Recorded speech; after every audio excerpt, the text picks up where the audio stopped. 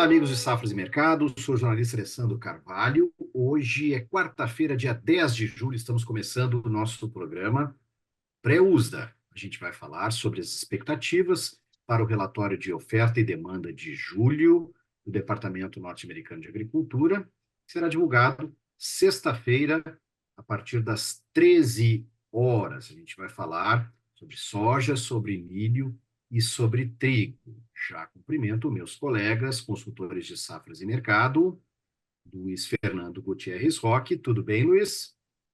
Olá, Alessandro, Paulo, Elcio. Relatório importante do uso daí, porque é o primeiro relatório pós-ajuste de área, né? Então a gente pode ver alguns ajustes importantes aí. Acho que não deve mexer muito com o mercado, mas vamos falar um pouquinho sobre isso. Paulo Molinari. Tudo bem, Paulo? Olá, Alessandro. Olá a todos. Realmente é um relatório que, basicamente, ele tem a característica de ajustar a área plantada do dia 30, que foi divulgado no dia 30 de junho, né, ao quadro de oferta e demanda. Então, essa é a grande expectativa. Elcio Bento. Tudo bem, Elcio? Olá, Alessandro. Olá a todos. No trigo também é um momento de definição da safra, especialmente a safra de inverno. O Ministério Norte está se encaminhando já para a reta final, quase de colheita. E a gente pode ter ajuste, assim, porque tem tido notícias climáticas que podem influenciar bastante a produção. Recados iniciais. Dia 12 de julho, na sexta-feira, Safras e Mercado realiza uma live especial no nosso canal no YouTube, Safras TV, com a intenção de plantio da safra já 2024-25, de soja, milho, arroz, feijão, algodão e com atualização também de dados de trigo.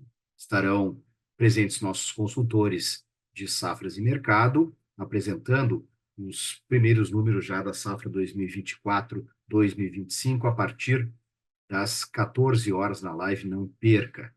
Em safras.com.br, conheça a plataforma Safras, todas as informações para o agronegócio lá estão, inclusive a cobertura total também dos números novos de intenção de plantio estarão na plataforma Safras. E aqui no nosso canal no YouTube, Safras TV, inscreva-se e ative as notificações. Todos os dias a gente tem um vídeo novo para vocês no nosso canal. Já vamos compartilhar aqui a tela para começar falando da soja, das expectativas do mercado. Estamos já na tela com os dados da soja. Temos, portanto, expectativa média sempre do mercado, destacando, né? A expectativa média do mercado é que o departamento coloque a produção americana 24 e 25 em praticamente 120,2 milhões de toneladas. Em junho, no relatório passado, eram 121,1 milhões de toneladas. Estoques americanos 24 e 25 de soja, o mercado na média espera 12,11 milhões de toneladas. Em julho, eram quase 12,4 milhões de toneladas. Aí os estoques safra velha, 23, 24, americana. O mercado trabalha com um número de 9,6 milhões de toneladas e em junho eram 9,5 milhões de toneladas. Aí a gente passa para os números globais, 24, 25. O mercado, na média, trabalha aí com uma expectativa de 127,1 milhões de toneladas. Em junho eram 127,9. Aí a gente tem estoques globais 23, 24. O mercado espera aí um ligeiro ajuste de 111,1. Na média, espera 110,9. Aí a gente vem para a safra sul-americana. Produção brasileira, em junho o departamento colocou 153 milhões de toneladas, o mercado na média espera 152,1. E na Argentina, o mercado espera 0 a 0, espera a manutenção dos números na média em relação a junho em 50 milhões de toneladas. Luiz, que tal essa expectativa aí? Bom, Alessandro, como o Paulo falou, né, naturalmente o uso da justa aí, a área plantada agora, né, com seu número de área plantada final ali do final de junho, e claro que isso mexe com produção. Então, assim, para chegar nesse 120,2 aí, praticamente que o mercado, a média do mercado está esperando, ele tem que ajustar a área, cortar, né, a área de acordo com o que ele trouxe lá em junho, mas também cortar um pouquinho de produtividade, tá? Porque o corte da área lá não tiraria 1 milhão de toneladas de produção americana, tiraria mais ou menos 500, 600 mil. Eu não apostaria muito em corte de produtividade, tá? Eu acho que o desenvolvimento da safra americana está bom ainda, né? Embora a gente tenha visto aí ao longo de junho alguma piora nas condições de lavouras, agora a última semana até melhorou. mas está um pouquinho pior do que começou, digamos assim. Eu não apostaria aí em corte de produtividade por enquanto, tá? Mas, claro, eu acho que o uso até pode trazer algum ajustezinho, mas se trouxer, no meu entendimento, vai ser mínimo, tá? Então, faz sentido um corte de produção. Eu apostaria mais uma produção de 120,5 milhões. Não muda muita coisa, né? 300 mil, 400 mil para mais, para menos, não muda muita coisa. Até porque a safra norte-americana está em aberto, né? E, de novo, o desenvolvimento das lavouras tem sido muito bom, o clima tem sido positivo até o momento. Então, não dá para falar em nada diferente de safra cheia nos Estados Unidos aí, com uma área um pouco menor, obviamente, né? A gente não vai conseguir mais ver uma safra recorde nesse ano, a não ser que a gente tenha surpresas mais à frente. Mas então é um número que faz sentido, entre 120 e 120,5, eu acho que é um número que está precificado no mercado de alguma forma.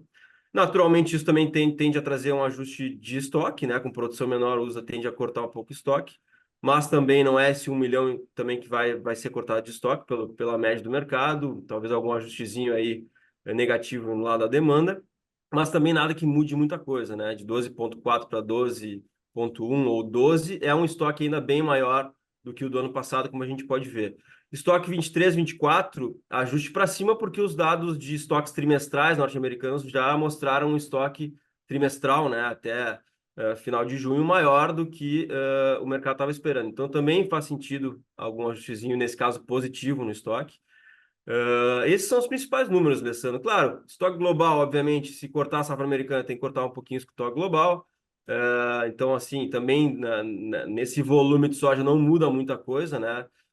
Tanto na safra 24, 25 como 23, 24, até porque a safra 24, 25 está completamente em aberto, né? E eu acho que a gente pode ter alguma surpresinha aí no caso da produção brasileira. Eu apostaria que o USDA corte um pouco mais do que a média que o mercado está esperando, tá? O mercado espera por 152 aí praticamente. Eu apostaria que o USDA pode chegar até 151, tá? Até porque o adido do USDA recentemente cortou um pouco mais a safra americana. Então eu acho que a gente pode ter alguma surpresa que também não muda muita coisa, tá? Mas pode ser assim, se o relatório confirmar essa tendência do mercado aí e a gente vê uma produção brasileira um pouquinho menor, pode ser que a gente tenha um respiro aí de curtíssimo prazo, né? Mas nada que mude o rumo do mercado. Eu acho que o relatório não tem o potencial, esse relatório especificamente, de mudar os rumos do mercado da soja por enquanto, que continuam apontando para baixo, mais para baixo do que para cima, porque é uma safra grande nos Estados Unidos, são estoques maiores, bem maiores que 23, 24. Então, eu acho que tende a ser um relatório um pouco mais neutro aí, salvo alguma surpresa, né, do USDA, principalmente com relação à safra brasileira. Beleza, Luiz? Vamos passar para o milho e ver se tem alguma esperança aí de que possa indicar alguma coisa que melhore preço. Vamos ver aí. Produção americana, mercado espera, na média, um número acima aí de junho, espera 382,5 milhões de toneladas. Em junho eram 377,4 milhões de toneladas. Os estoques americanos, 24 e 25, o mercado espera na média 57,7, bem acima aí, interessante em relação a junho, que era 53,4 milhões de toneladas. Aí os estoques americanos 23, 24 esperam um ajuste na média do mercado para 51,8, eram 51,36 milhões de toneladas em junho. Passamos para os números globais. Milho mundial aí 24, 25, mercado na média espera os estoques em 312 milhões de toneladas, em junho eram 310,8, os estoques globais 23, 24, mercado na média trabalha com 312, mesmo número de 24 e 25, e em junho eram 312,4. Aí a gente vem para a safra sul-americana, produção brasileira 23, 24, mercado na média espera 121,3, eram 122. Na Argentina, o mercado espera um corte, na média espera 51,4 milhões de toneladas, em junho eram 53 milhões de toneladas. Paulo Molinari. Bem, é um relatório horrível, né? Para ser horrível na sexta-feira, porque ele é completamente baixista para o milho, por isso o milho vai tentando aí quebrar os $4 por bushel e na Bolsa de Chicago, e é por esse motivo que essa área vai sendo, essa produção vai sendo um pouco maior, e eu diria que o potencial dessa safra é maior do que esse, né? Porque a área de 30 de junho, ela ficou 1,5 milhão de acres acima da intenção de plantio. Então, por que essa produção está sendo projetada maior? Ela está sendo projetada maior porque a área plantada ficou acima da intenção de plantio no dia 30 de junho. O USDA vai colocar essa área agora no quadro de oferta e demanda, reprojetar a produção, e esta reprojeção ela está tentando ser contida pelo mercado nessa estimativa, segurando um pouquinho a área a colher e dando um cortezinho de produtividade de 181 para 180,7 bushels por acre. Como tem um pouco de excesso de chuva na parte norte do Corn Belt, no Minnesota, Wisconsin, norte de Iowa, muita lavoura amarelada, alagada, né? Não é uma situação grave, mas pode ser uma variável que o mercado use, e até o analista do USDA use, para conter um pouquinho o tamanho da produção desta safra. E o grande destaque, né, além de não se ter uma queda de estoque da safra velha, o estoque da safra nova salta lá para quase 58 milhões de toneladas. É o maior estoque aí em 8 anos, podendo ir até 60 milhões de toneladas se essa safra for maior que 382, de acordo com a produtividade. E o mercado de milho pode até testar aí no meio da colheita americana o preço mínimo americano, que é $3,70 por bushel. Né? Há muito tempo a gente não ouve esse preço, mas é possível realmente que ele venha nesse patamar. Falta aí 30 centavos para chegar, e é apenas uma questão dos próximos 45 dias ser bom em clima para que essa safra americana tenha aí um desenho de preço para os preços mínimos americanos, tá? Bem, quanto ao Brasil, né, nós não vemos justificativa para cortar a safra brasileira. Nós temos um número aí que é bem maior do que esse, devido às produtividades recordes aí no Mato Grosso, a boa safra de Goiás, no Mato Piba, né? E os cortes dos demais estados, devido à seca, já estão embutidos nos números. Então, acreditamos que não há justificativa para esse corte de produção no Brasil. No caso da Argentina, o número está bem ajustado, né? Houve uma quebra pela cigarrinha. O nosso número lá na Argentina é 51 milhões de toneladas. Acredito que o número do USDA está bem ajustado à realidade. Maravilha, passamos para o trigo, vamos falar com o Elcio. Olha ali, produção americana 24-25, a média da expectativa do mercado para o trigo é 52,06 milhões de toneladas, em junho eram 51 milhões de toneladas. Passamos para os estoques americanos 24-25, mercado na média espera uma elevação para 21,58 milhões de toneladas, já que em junho o departamento colocou 20,6 milhões de toneladas. Passamos estoques americanos 23-24, o mercado trabalha na média com 19 milhões de toneladas, em junho eram 18,7. Aí a gente passa para os números globais do trigo, 24-25, temporada. Mercado na média espera 252,6 milhões de toneladas, em junho eram 252,3. Estoques globais 23-24, em junho eram 259,6 e o mercado na média trabalha com 259,9. Elcio. Então, Alessandro, acho que vai bem, acho que está bem alinhado, acho que tudo isso muito em função do que a gente tem visto de condições de lavouras norte-americanas. A gente já tem quase 70% da safra de inverno colhida e mais de 50% estão entre boas e excelentes condições. A última vez que a gente viu condições tão boas assim de lavouras norte-americanas foi em 2020. Então, é uma safra que vem evoluindo bem. O aumento da produção deve ser muito mais em função dessa expectativa boa que tem nessa safra de inverno, mas também na safra de primavera, que está com plantio bem avançado e condições também excepcionais. Então, ao que tudo indica, vem uma safra norte-americana dentro do seu maior potencial. Aí a gente teria essa explicação para essa elevação da produção, mesmo com uma área praticamente igual. Os estoques, eles sobem se a gente for fazer uma conta mais que proporcional na percepção do mercado em relação à produção, e acho que isso talvez vá em linha também do que a gente vê da percepção de que essa queda do preço do milho, que o Paulo estava falando, pode levar a um menor consumo do trigo, no caso, para a ração animal. Porque o trigo ficaria mais caro em relação ao milho nessa concorrência, e aí teríamos mais trigo disponível dentro dos Estados Unidos. Acho que dentro dos Estados Unidos, basicamente, é isso. Acredito, sim, que a gente possa ter essas elevações que o mercado está esperando. Agora, no contexto global, é bem mais complicado, porque a gente tem uma série de fatores climáticos acontecendo. A gente tem uma safra russa que é bastante complicada, teve geada, teve seca, agora está tendo excesso de calor também na formação final dos grãos. E o USDA trabalha com uma redução da produção, mas que ainda está acima dos números que as consultorias locais estão trabalhando. Então, pode ser que tenha algum ajuste nessa região. A própria Ucrânia também com redução de produção, e na Europa, condições climáticas bastante complicadas na França e também na Alemanha, que são os dois principais produtores da região. A França, por exemplo, é o maior exportador de trigo soft, o trigo de Chicago. Então, aí pode ter algum ajuste, sim, de produção, ainda buscando aquele ajuste. É bem verdade que o USDA já deu, né, já fez alguns reparos, né, alguns cortes nessas áreas, mas quando a gente olha números locais, ainda teria algum espaço para ajuste. É uma safra que está se definindo, por isso é possível que a gente tenha alguma novidade.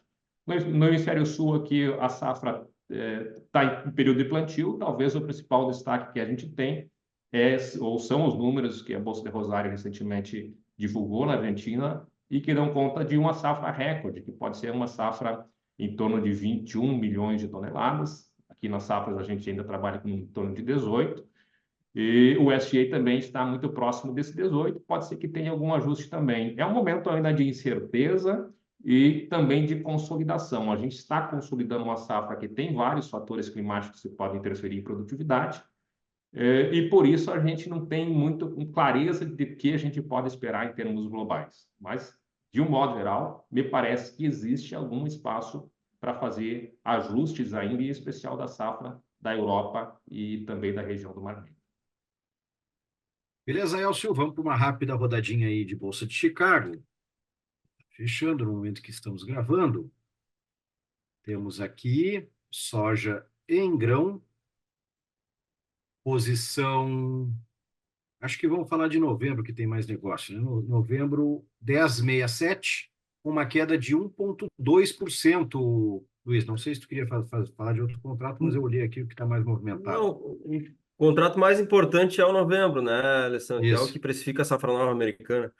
Então, assim, o mercado tá bem negativo, né? Não chega a ser uma surpresa para nós, porque a gente vem falando, né? Quem acompanha nossos vídeos aqui, a gente vem falando há alguns meses já que se a safra norte-americana se encaminhasse, né, para uma produção cheia, como está se encaminhando, a gente veria esse mercado aí perdendo força, indo para 10,50 ou até menos, quem sabe mais à frente, até durante a colheita. Então, está se encaminhando para isso, né? 10,67 é o menor patamar aí da posição novembro, né, de uma safra nova norte-americana desde 2020 ou 2021. Então é um patamar bem baixo. Claro que o mercado nesse meio do caminho, né, até a colheita pode tentar achar alguns fatores para especular, né, e tentar buscar um patamar um pouquinho mais alto. Até mesmo nesse relatório, daqui a pouco, se o USDA trouxer um número de safra um pouquinho menor, até ele pode tentar dar uma respirada, mas a tendência não muda. A tendência é negativa enquanto não piorar o clima nos Estados Unidos. Enquanto o clima for positivo, né, ou majoritariamente positivo, né, salvo alguns probleminhas específicos em alguns estados, não consigo ver esse mercado ganhando força, e o mercado deve continuar apontando para baixo. Claro, com o mercado climático americano, sempre existe algum momento mais de especulação que pode trazer algum ajuste positivo, mas a tendência continua apontando para baixo, então é um mercado que continua demonstrando bastante fraqueza e deve continuar demonstrando bastante fraqueza enquanto o USDA não trouxer um corte grande na produção americana, derivado de um problema climático que ainda não existe. Bom, falando em preço que está em queda, o milho, o gráfico é uma tristeza, né, Paulo? Olha aqui, contrato dezembro, 4,07 um quarto, baixa de 0,3%, Paulo. O milho já está baixo, né? O milho tem, nesse momento, a fase crítica das lavouras, que é a polinização e pendoamento, com um clima muito próximo do normal em todo o meio oeste. Então, faltam argumentos, né? para o mercado subir, né? O fato é esse, que uma área um pouco maior do que a esperada na intenção de plantio e com o clima andando bem, sem uma alta do trigo, como o Elcio acabou de posicionar, o milho falta argumento de alta, né? Estoque muito bem confortável, aonde mandam nos preços, que é nos Estados Unidos, precisa vir algum fato novo, né? Sem um fato novo, é muito provável que com esse contrato de dezembro hoje, que está no 407, busque, né, o 3,70, que é o preço mínimo americano. Beleza, vamos para o trigo, falar com o Elcio, que o contrato setembro aqui está 561,5, com uma baixa de 1,8%. Gráfico também negativo aqui do trigo, né, Elcio? Bem negativo, na verdade, bastante volátil, né? Se a gente voltar um passinho atrás, quando a gente estava lá na segunda quinzena de abril até o final do mês de maio, os preços subiram nesse contrato, os contratos de modo geral, né? Subiram mais de 30%. E aí, em junho, devolveram 25%. Depois disso, lateralizou, tem encontrado um suporte muito próximo desses 5,60 para o contrato de setembro. Já foi tocado uma vez anterior àquela primeira elevação. E o mercado ainda continua sempre digerindo esses números que vêm do Mar Negro. Isso dá alguma sustentação para a recuperação, para retomada de alta, para corrigir um pouco da queda. Mas é bem verdade que a gente está em plena colheita no Hemisfério Norte, especialmente dentro dos Estados Unidos, essa safra que vai entrando com bastante fluidez e boa qualidade, é um fator baixista. A gente tem, então, pressão sazonal de ingresso de safra, e um mercado que tenta segurar nesse suporte que está desenhando aí em torno de 5,60. Se a gente pensar mais a longo prazo, mais numa visão de ano comercial, é um ano comercial ajustado para o trigo. Mas nos próximos meses, principalmente com esse ingresso de safra e com as outras commodities agrícolas também pressionando, parece pouco provável que a gente tenha uma tendência de preços mais firmes no curto prazo. Acho que continuamos com cotações pressionadas, sim, aqui para o mercado de trigo como um todo. Excelente, pessoal. Lembrando que o trabalho desses senhores está todo na plataforma Safras, as consultorias, comentários sobre como opera a Bolsa de Chicago e o nosso mercado interno. Plataforma Safras, safras.com.br. Conheça, pode pedir uma demonstração gratuita. Na sexta-feira a gente tem um programa pós-USDA falando efetivamente dos números que serão divulgados. E na sexta-feira também, às 14 horas, temos uma live muito especial repetindo, com intenção de plantio de soja, milho, algodão, arroz e feijão, safra 24-25 e atualização dos dados de trigo com o Elcio Bento. Estaremos com os nossos consultores, não perca essa live muito especial às 14 horas. E nossas redes sociais estão na descrição do vídeo, assim como os próximos eventos de Safras e Mercado. Luiz, Paulo, Elcio, muito obrigado. Um abraço.